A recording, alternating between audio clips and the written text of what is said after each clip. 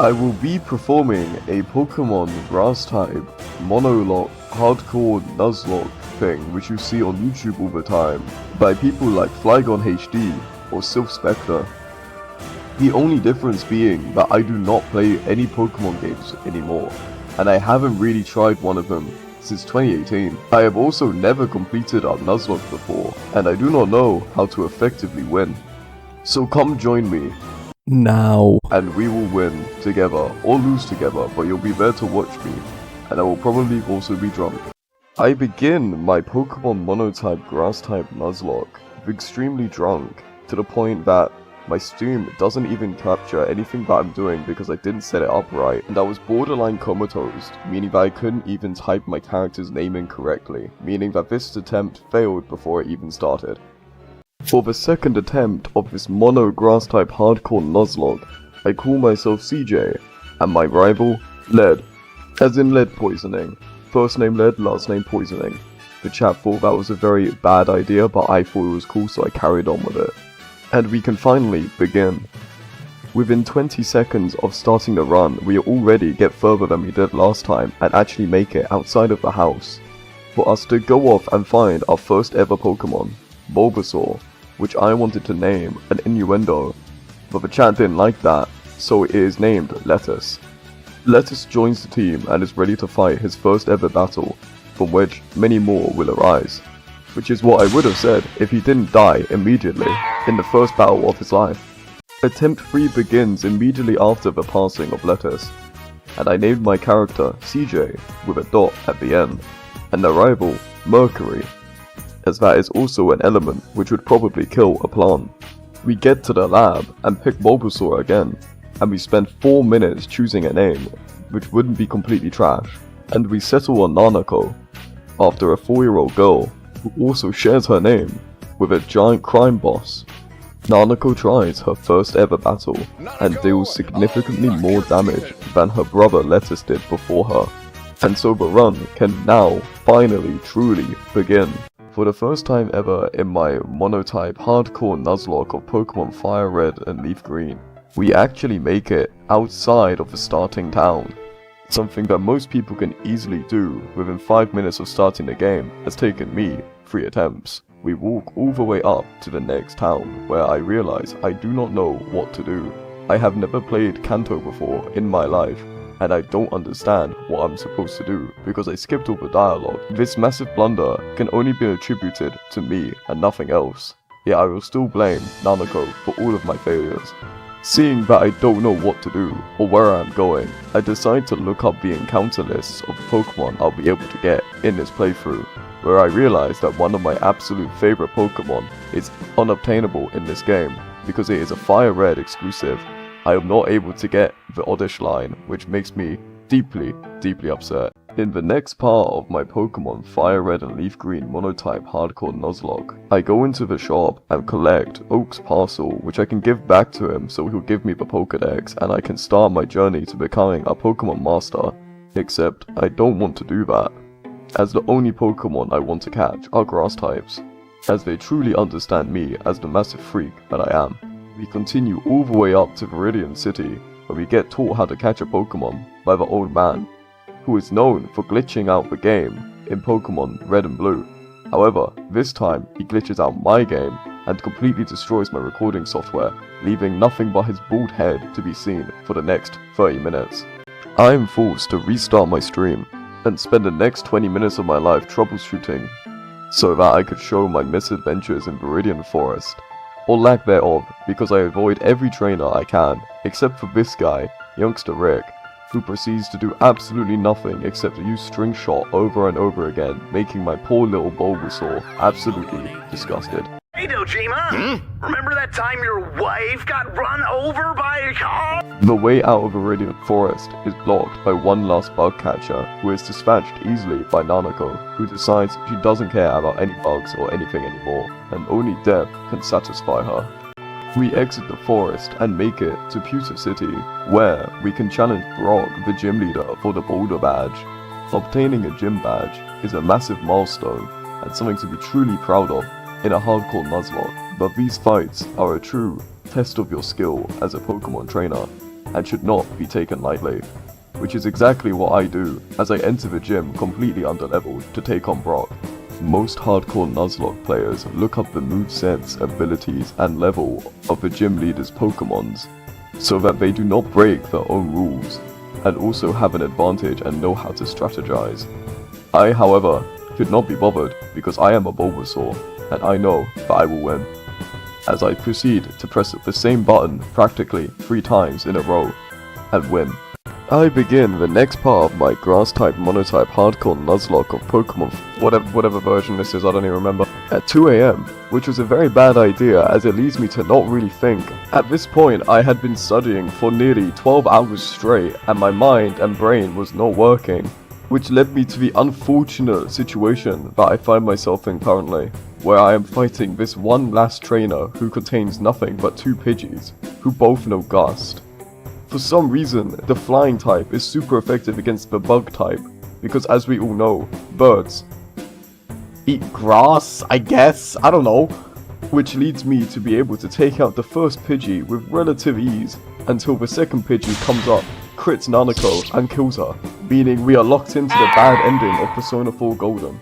The run starts again, from this Pokemon Mono-type Hardcore Nuzlocke, and I call my character Rubber, and the rival Johnny, because I am an absolute child, and let's be real, only your dad's gonna find this joke funny, so, you know.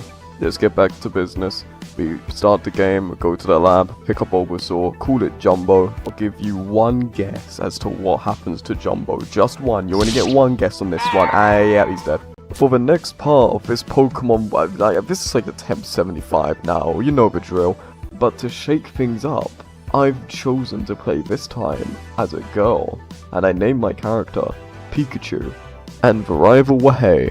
We wake up, get out of bed, go to the grass, get sent to the lab, pick a Bulbasaur, and this time we call it Delicious, and he has an awful attack IV. I can't check it, I don't know how to check it, but like look at how much damage this is doing, this is terrible. But, you know what? It's okay. For some reason, I actually believed in Delicious, and I knew that they would pull through, and they actually did. I'm not even baiting him this time, it didn't die. This Bulbasaur actually survived. Bulbasaur number 6, let's go. This is the one, boys, this is the one that will take us to the end. Leap 4, here we come on.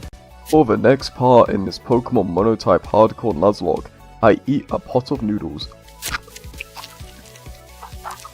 Yeah, it tastes pretty good actually. Nah, doing it because everything that you're seeing so far is something we already done with Nanako, innit? Yeah, just you know, go through Viridian Forest, learn how to catch Pokemon, then we get to Brock. I'm skipping over all of it because I get the feeling that a lot of you don't really care too much about it because you've already done it before. But Delicious is doing quite well. Very proud of him. In fact, that's what these noodles are. They're really delicious. Anyways, yeah, we killed like 6 Caterpies. That's about it. We are now ready to take on Brock. In the next part of this Mono-type, Grass-type, Hardcore Nuzlocke, we decide to attack Brock with a giant bulb on a frog. And you know what? It actually works out pretty well. Yeah, he does well. Vine whips like 2 rocks to oblivion, and we win the Boulder Badge. You really think there's anything else that's going to be said? Absolutely not. It's Brock. What do you want from me? We continue on our magical journey through the Kanto region by walking 5 steps to the right and getting a new pair of shoes which lets us walk pretty fast if we hold down a button.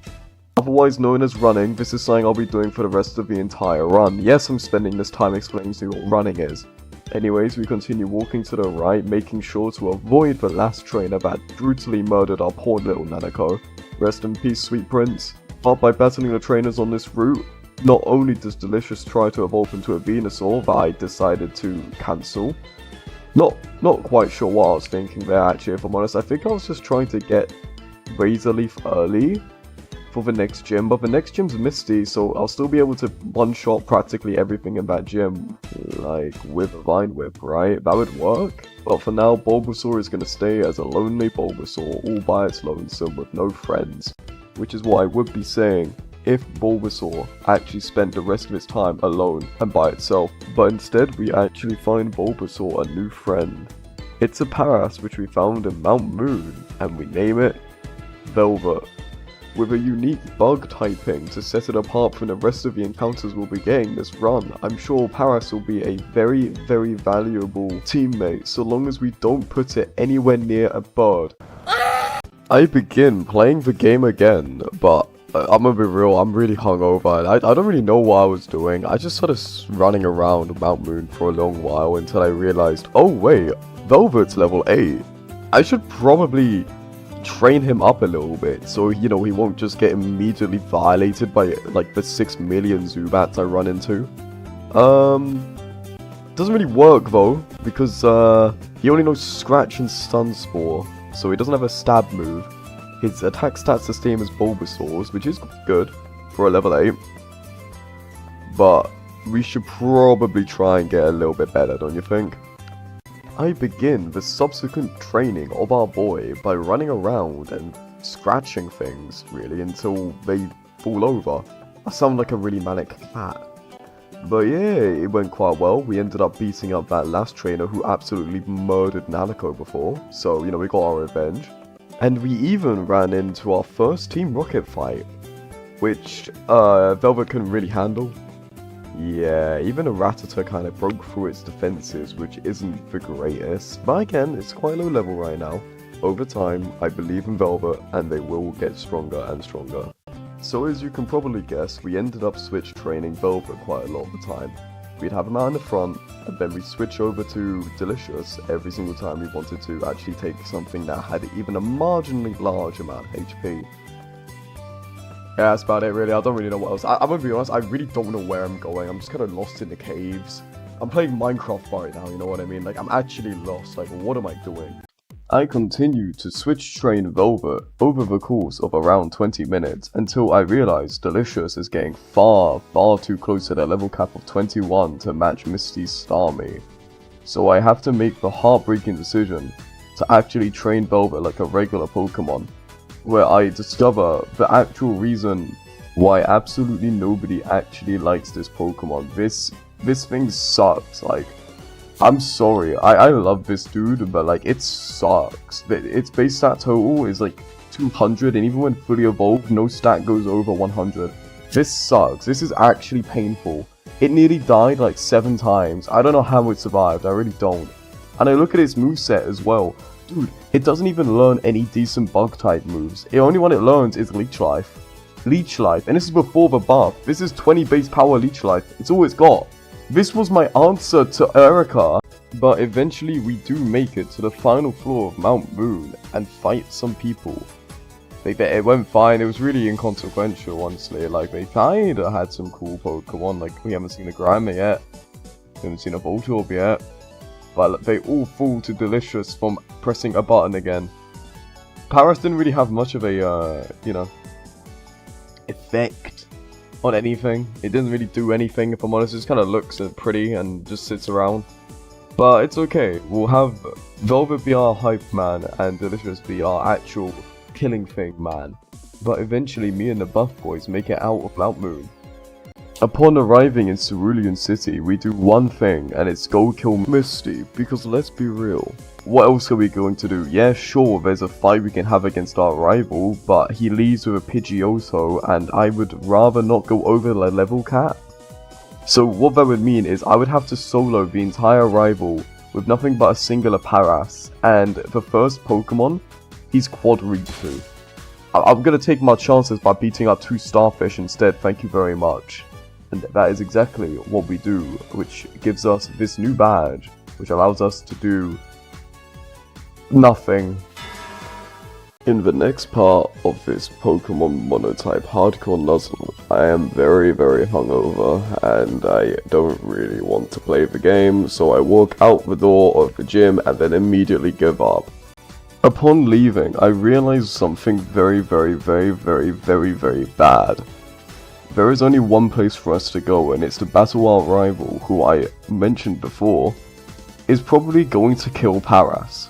I don't think Paras is going to be able to handle that. We are quad weak to its first Pokemon Pidgeotto and its second Pokemon Charmander. The level cap between us is quite small. Its Pidgeotto is level 17 and so is Paras at the moment. So I make the executive decision to train up Velva a little bit more before we go off to fight our rival Wahey, as in order to beat this man, we are going to need the combined powers of both Velva and Delicious to take him down once and for all. Anyways, while training up Velva, he died. So if you really need me to spell it out for you, we're screwed now. Without Velva, there's not a chance in hell we're beating this man. And yeah, the Pidgeotto just sand attacks us into oblivion. And yeah, we couldn't get a single hit off the entire time. Luckily, the Leech Seed we did right at the beginning connected, which allowed us to slowly drain the health of this little bird thing. But it's curtains for poor Delicious the moment Charmander comes out, and this marks the end of our 6th attempt. The 7th attempt of this Grass-type Mono-type Hardcore Nuzlocke begins by naming our protagonist, Meat, and our rival, Vita. I didn't make this one this time, the chat chose this one. Don't blame me, this is a really juvenile name, I would never do something like this personally. But we go off, grab our Bulbasaur, name it Plant, and then just blaze through the rest of the game. Up until we get to Brock, and then we beat him up, and then we continue blazing through the rest of the game. We make our way into Mount Moon again, grab a Paras, this time we name it Mitochondrion. However, Mitochondrion doesn't actually fit in the name, so we just call it Mitocon instead. Nice. I think it's a nice little name considering it's covered in mushrooms, and it even has a tiny mushroom for us, which would be great to sell on later. Anyways, I realized that again there's a pretty big difference in levels between our Ivysaur and our Paras. So I go to Viridian Forest to train up our little Mitochondrion, where he gets poisoned by a Weedle and then dies.